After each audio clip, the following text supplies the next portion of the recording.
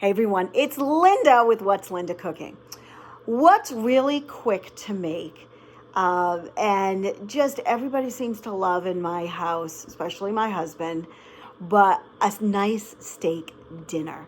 Normally, when you go out for steak, it's expensive, and I can usually get it on sale for anywhere between usually $3.97 and $5.97 for like a sirloin steak.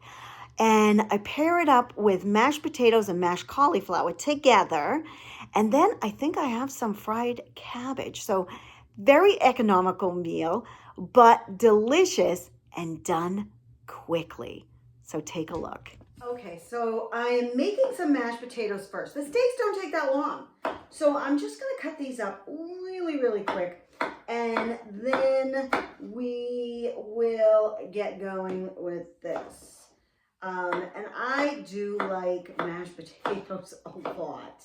So I end up having a lot of potatoes in this house. In fact, I'm hoping to plant some this year so that I can, just harvest some, because we do eat a lot of potatoes. And I know a lot of people don't like potatoes for various reasons, but in this house, we love them and we go through them really, really quickly. And here's my husband coming in the door. So we're gonna get this going. And then I have a little ingredient that I'm gonna show you in just a minute. So I've got my potatoes, and I just have 3 potatoes because there's only 3 of us eating. So I have those, but then I have a secret ingredient. And I try to have, I try to have this on hand. And I'm looking to see if I have any open, but I don't think so. Wait, what's here? What's over here? Nope, that's wrong. Nope. So it's cauliflower. Let me see if I can put that. Okay. I like adding cauliflower to my mashed potatoes. Not only does it increase the nutrition, but it also I love the flavor of it. It just adds a really, really nice flavor. Did I get that? Nope. Let's try that again. There we go. Adds a nice flavor to it. So I'm not going to add too much, just a little bit. And I think it's going to be about half the bag. And what I love about frozen vegetables is that they don't go bad like the fresh. So this will be around for the next time I make mashed potatoes. I'm just going to add some water to this, some salt, and we're going to put this on to boil. Okay, and my next thing I'm going to do is some sauteed cabbage. I love cabbage. It's kind of like spinach to me. Spinach and cabbage can be as a salad. It can be in soups. It can be stir-fried. There's so much that you can use, and they freeze really well too, both of them. Now the cabbage and the spinach, once you freeze it, you're not going to be using it in a salad, but you can use it in the soups and the stir-fries and all of that. So that's what I like, and smoothies too. Cabbage, maybe not, but there's so much you can do with it. Now I'm adding a little bacon fat for this. If you don't have bacon fat, you can add bacon to this. It makes a really nice flavor. But since I have the bacon fat, I'm just gonna put that in there. And I'm going to shred up the cabbage. I'm gonna take some of these outer leaves, one more layer of the outer leaves off. We're going to just kind of, not shred it, just cut it. Just cut it.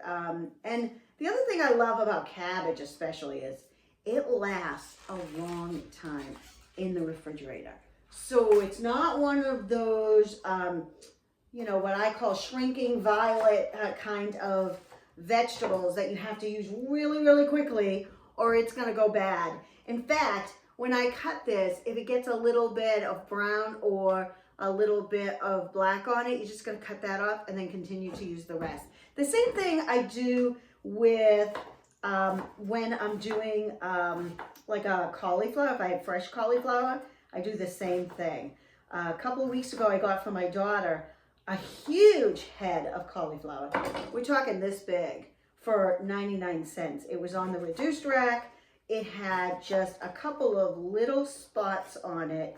We cut those away, we used it, and we continued to use it, and it lasted for about a week and a half, and I was using it until it was completely gone. And that's what I love about these vegetables. They're versatile, and they last a long time. And you want vegetables like that. I mean, there are certain vegetables that don't last, and I gotta lower this down because it is searing here. And then once we're done with this, I'm gonna actually move it to the back burner. I just want you to see this a little bit better. Some vegetables are a little bit more delicate and they take, you can't use them that long. You have to use them right away. These you don't. So I like that about it. So this is just going to saute, and I am going to put a cover on it, and it is going to shrink down really like a lot, okay? Because cabbage, it does. We're going to put a little bit of salt. We're going to put a little bit of pepper. And you know what? I'm going to do just a tiny bit more. Maybe I'll just do one little thing. And I want to try to make, I don't know if you've ever made it, but I've seen some great recipes for some cabbage steaks. And I would love to make some of those for my husband and I, because we really do love them. And I get cabbage when it's on sale. This was, believe it or not, from St. Patty's Day. It's always on sale. This was 17 cents a pound. So I got 2 of them just because I know I can use it and it will last for at least a month in my refrigerator. So I'm just slowly using it. And like I said, if I don't use it all up, I will throw it into the freezer. And I'll be using it for soups and stir fries and things like that. Okay, so we're just gonna put a little more salt on here, on the top layer, a little more pepper. I'm gonna find the lid to this, and I'm gonna steam it. Just gonna mix this up a little bit, and that's gonna just cook down, nice and easy. And you can see it's starting to brown. I don't want it to brown too much. But a very versatile vegetable. I mean, you can stuff it. So many things you could do with cabbage, and that's what I love about it. So many things, and it's very economical. It's one of those ones I would like to try my hand at growing it this summer. I know it takes up a lot of space, but I still might try it. So we'll be back with the next step of our recipe. Okay, part of getting the most out of your money for groceries is using up every last bit of food. So these mushrooms are gonna go. So I'm going to saute them up with some onions, and we're going to have that on the side. I'm gonna look in here because I bet I have some kind of a sliced or an onion unsliced, and here we are. So I'm gonna take about half of this and just slice it. And I just leave them just like that. Or sometimes I slice all of it. It just makes it easier for prep. But on this one, I'm just slicing it. Oh, keeping it whole in there. So I'm just going to slice this. And we're going to add that. And just stir fry it real quick. And then add this at the end of when I am finishing up my steaks. Okay, so we're going to get that. Because I'm going to do the steaks right in this pan too. So let's add the onions, and I'm going to bump up this heat because I put it down low, but I'm going to put it up to like a medium. We're going to salt and pepper these as well. And you know what else? I put a little bit of olive oil in there, but I don't understand why I did that. I really should do the bacon fat because it's so much. I don't know, it just adds so much flavor. So we're going to cook these down, and I'm going to prepare the steaks for doing that and then making the sauce. Okay, I know you're going to think I'm crazy, but I have a lot of dish towels that, let's just say, are past their prime because they have stains on them. They, are just not as good as they used to be. So what do I use those for? I don't use a lot of paper towels in my house. So I use these for like drying off my meat. And then I just throw them into the bucket, hold on, and wash them all. And that you know, I always have dishcloths like these around, but see, this is a nice one. That one, not so much because it has so many stains. I love this one, but so many stains on it now. So I use it for things like this, drying out the meat. So then I can do the stuff like, let's doing this, doing more of that, seasoning it up. I'm gonna go put some salt. And I'm only doing one side right now because once it gets in the pan, I'll do the other side. And then we've got some pepper. And then I gotta find some garlic, so hold on. Okay, I can't find my garlic, so here's what we're gonna do. We're gonna put some onion powder on it. It's one of my favorite seasonings, so we're just gonna put, if we can get it, let me see. There you go. So sometimes they get a little bit tough to use at first, and then you just, it's sprinkling really nicely. So we're going to do that. And then once I get them in the pan, then I will be able to season the other side. Okay, so I have my onions and mushrooms are almost done. So we're gonna take these out. I'm gonna put them on my plate that I'm actually gonna serve this on. Or maybe I'll get a clean plate to serve it on. I don't know. We'll see. We'll see. You never know how I am. We never know what I'm going to use. I usually use whatever is my first thing that I grab. Actually, I probably use the cutting board because I haven't used it for, you know, the cooked meats other than the, you know, putting that right there. I mean, the raw meats other than that. And that didn't go through. I'll look at that anyways. But we have these here. And now I'm just going to add a little more bacon fat here just to get a nice amount of oil. And I'm using my cast iron skillet. It's just easy to just use a cast iron skillet, and because it just does such a nice job of searing and making the sauce. And then after I'm done, I'll just wash it. And yeah, I do wash it with water. And then I will dry it really good. And a lot of times I'll put it right on the flame to dry it really well, and then I'll oil it. Okay, so I'm gonna put these, you have that nice sizzle, and then we're going to put more on there, and then the pepper, because we want to do both sides. You don't want just one side. And then we'll do our garlic. There we go. Oh my gosh, this is smelling really good. And I'm just gonna leave it there. And I'm gonna leave it there for, you know, maybe 5 minutes per side. That's about it. That's about it. So I'm gonna put my timer on and we'll flip them in a minute. Okay, so this has been going for about 5 minutes. I'm gonna take my chef's tongs and we're just gonna see how this is. Oh look, it's very done. So there we go. So we're gonna do another probably 5 minutes, maybe a little bit less. And then we're gonna make the sauce. Okay, this is a little less than 5 minutes, but because we got such a char on these, I am actually going to take these because I don't like too much. So we're gonna make our sauce. And yeah, I'm going back to this. A little more, don't judge me.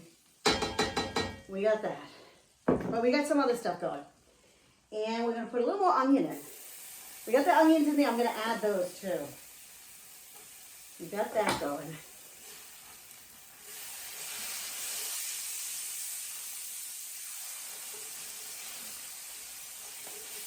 And then we're going to pick up all the flavor from the steak. I'm going to add a little bit of Worcestershire sauce for that salty umami. I'm going to add a little bit of Dijon mustard, or you can do dry mustard, either one. And then what I saw in my recipe, I saw it online, was they added a little bit of whiskey. So I'm going to add this, and hopefully it's not going to flame up. They added bourbon. I don't have bourbon. I have whiskey though. Yeah, we have to do this. Maybe a 1/4 cup. Maybe 1/3 of a cup. I'm gonna add that. Not flaming, which is good. He knows what it's going to. And we're just gonna cook that down a little bit. And while that's cooking, I'm gonna slide these in. Let that get into all of that drunken goodness. Look at that.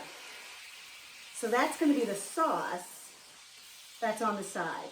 So I'm gonna wait for the potatoes to get done, and then I'm gonna slice this up. I really want that to kind of just get together. And I'm going to, just like the juices to go, I'm also gonna put a thing of butter on there, thing of butter on here. Then I'm gonna put some butter in here too, because it just helps it at the end. So we're just gonna add some butter, then we're gonna put it all together and you're gonna see what we have. Okay, so I think the sauce needs a little something, something. So I have some cream cheese, and I am gonna, like, if I had heavy cream or half and half, I'd be putting that in there, but I don't. So I'm going to do some cream cheese, let that melt in, and I'm gonna see how that is, and I think it's gonna be really good. Okay, so my sauce is done, and that cream cheese made all the difference in the world. And now I'm just going to spread this to make sure we got that. And we're gonna cut this up, just like that.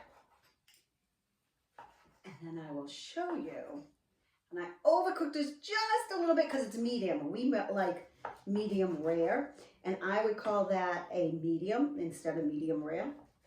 So let's talk about the cost breakdown for this meal. These sirloin steaks were, I think, about $3.97, say $4 a pound. We probably have 1.5 pounds here. We don't have 2 pounds, probably 1.5 pounds. And this is going to feed 2 people, and we're gonna have leftovers. I know we're gonna have leftovers. So that would be, what is that, $6? The potatoes we bought those for $2 for 5 pounds. So we're gonna call that $1. So what are we up to? $7. The mushrooms are half of the container, so those were 60 cents. The cabbage was probably 40 cents. So what are we up to now? We said this was $6, $7, $8, let's call it $9. For 3 people, and we're gonna have leftovers. And that one's a little bit better, the way that one is. So for $3 a serving, we have a steak dinner with mashed potatoes, a nice whiskey sauce, and I'm gonna stop cutting now and plate this up so you can see it. With a nice whiskey sauce with onions. Oh, that stopped rolling. That's okay. So I'm gonna put my mashed potatoes down first. Well, this is mashed potatoes and cauliflower. So we're just gonna kind of put that down. And then we're gonna just put a few of these. And that second one, oh, let's see if I can get these on. Let's use my tongs. Where are my tongs? There we go. These are a little better. So we're just gonna put maybe about 4 of these on, maybe 5. And I got a little one right here. We're gonna put our sauce on. Look at that sauce. It came out really nice, actually. And the cream cheese really did add a lot to it. So we're gonna throw that kind of on there.